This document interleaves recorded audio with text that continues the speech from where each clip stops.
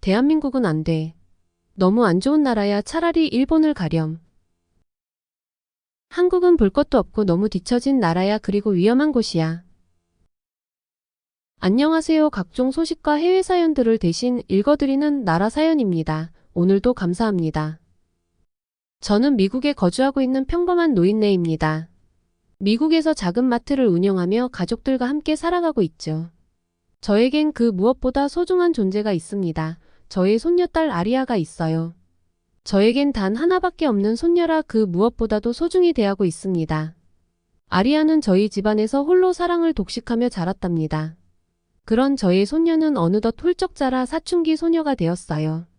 할아버지 할아버지 하며 껴안고 같이 잘 때가 엊그제 같은데 말이죠. 아이들은 정말 금방 크는 것 같아요. 제 손녀 아리아는 한국에 열광하는 아이예요. 제가 한국에 거주했었던 사실을 알고 있어서인지는 몰라도 유독 한국의 문화와 아이돌, 음식, 배우들을 정말이나 좋아했습니다. 한창 그럴 때인 사춘기 소녀이니 저는 이해했죠. 그래서 그런지 손녀는 자주 우리 집에 들렀답니다. 한국에 갔던 이야기를 해달라고 매번 졸랐거든요. 사실 전 한국과 작은 인연이 있어요. 게다가 그것은 벌써 수십 년도 더 된 일이라 현재와 비교할 수도 없습니다.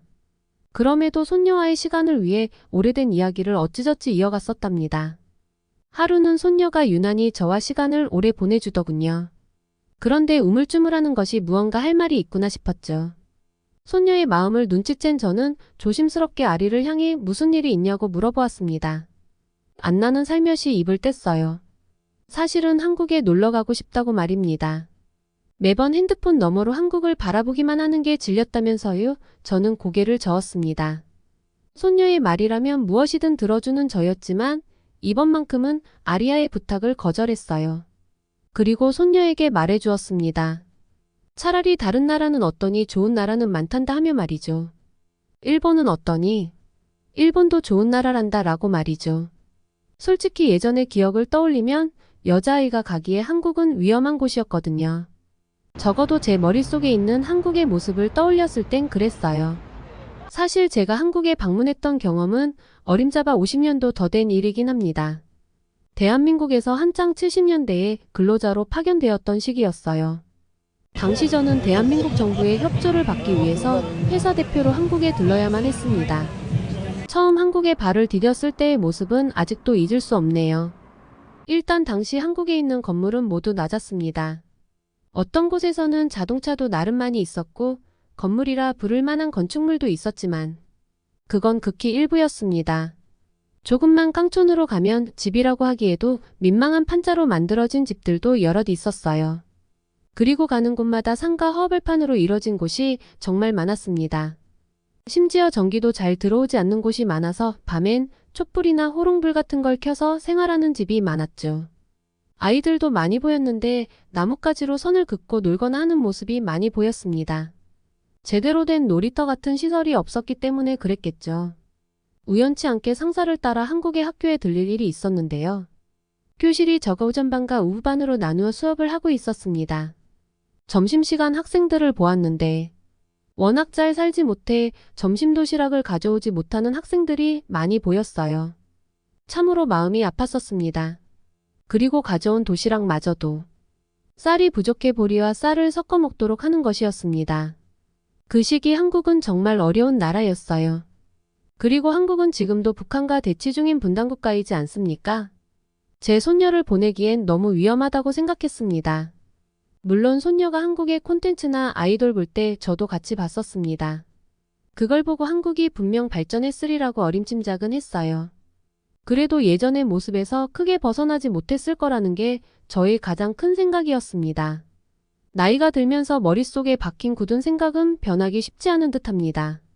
이런 이야기들을 손녀에게 해주어도 할아버지가 밉다며 투덜거릴 뿐이었습니다. 계속 가고 싶다며 말이죠.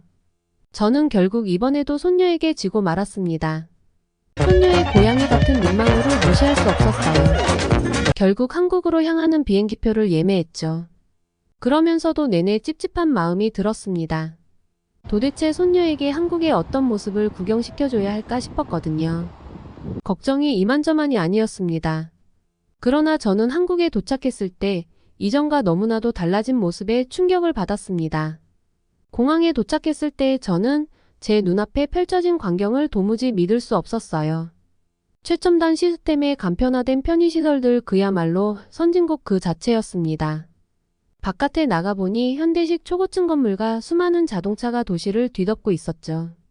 저는 진심으로 한국의 변화된 모습에 충격을 받았습니다. 한국 사람들이 이렇게 잘 살고 있었다니 제 기억 속 한국이 마치 다른 나라처럼만 느껴졌어요. 이제 기억 속의 한국은 완전히 지워버려야겠구나 싶었습니다. 제가 너무나 과거에 사로잡혀 있던 거였어요. 물론 한국이 발전했을 거라고 예상은 했지만 이 정도라고는 생각하지 못했거든요. 대중교통 등을 이용해 봤을 땐 정말 놀라지 않을 수가 없었습니다. 카드 한 장으로 다 되는 세상이더군요. 그리고 청결에 얼마나 신경 쓰는지. 버스나 지하철이 정말 깨끗했습니다. 여행을 다니면서 제가 잘못 생각해도 한참을 잘못 생각하고 있었구나 싶었습니다. 더 이상 위태로워 보이는 한국의 모습이 아니었어요. 저만 과거에 갇혀 살고 있었더라고요. 대한민국은 손이 닿는 모든 곳이 최첨단 기술로 도배되어 있었고 누구나 간편하게 돌아다닐 수 있도록 편의시설이 눈 닿는 곳곳에 있었죠. 저는 손녀의 손을 잡고 이곳저곳을 다니며 감탄했습니다. 이후 경복궁에 갔을 때 수십 년 전 한국의 모습이 겹쳐 보였습니다. 갑자기 옛것을 보아서 그런가 모르겠네요. 그걸 보며 많은 생각을 했습니다. 제가 거주했던 그 당시에 한국은 볼품없었습니다. 여러 악조건 속에서 단시간에 고도의 성장을 이루어낸 한국이 대단합니다. 그 당시 한국인 근로자의 열정과 마음, 애국심은 그 누구보다 남달랐었습니다. 한국이라는 국가는 어쩌면 성공할 수밖에 없는 나라였어요. 서울은 정말 아름다운 도시입니다. 특히 밤에는 더욱더 말입니다.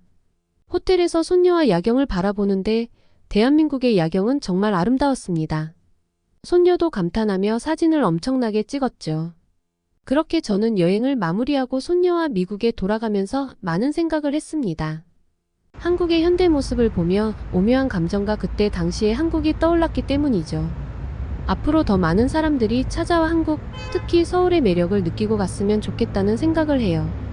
지리상 자원도 부족하고 전 세계 유일한 분단 국가이기 때문에 전쟁의 위험까지 도사리고 있는데 한국의 발전 속도는 감탄밖에 나오지 않습니다. 한국의 과거 사진을 보면 한국인이 아닌데도 불구하고 눈물이 보여요. 나이가 들어 감정이 풍부해진 건지도 모르겠네요. 사연은 여기까지입니다. 저까지도 마음이 뭉클해지는 사연이었네요. 긴 글 읽어주셔서 감사합니다.